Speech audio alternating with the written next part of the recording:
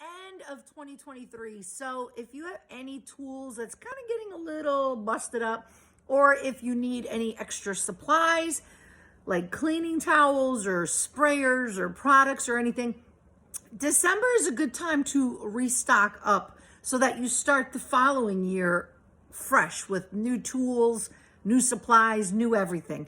And it's also good because like that, you're going to add on whatever you're buying now to your 2023 supplies for taxes.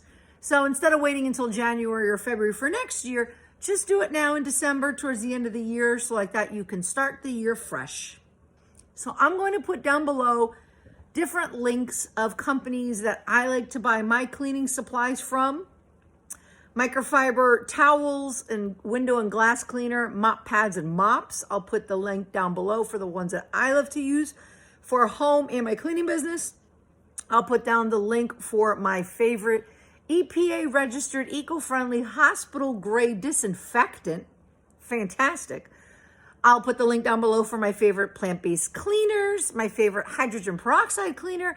I'm going to put the link down below for my Amazon shop in case you need to get any extra cleaning tools, sprayers, organizing supplies for your office or anything else. And I'm also going to put the links down below for several apps that I use on my phone where I earn cash back and I earn points towards Amazon gift cards or Reebok or Adidas for sneakers. I get free things in return just by scanning receipts.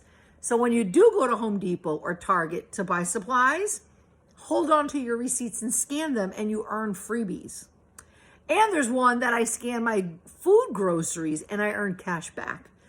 And several of the apps, I can attach my Amazon account or my email address, and it tracks when I make an online purchase, and then I also earn points and money for that as well. So I'm going to put all that down below in the comments. Check those out.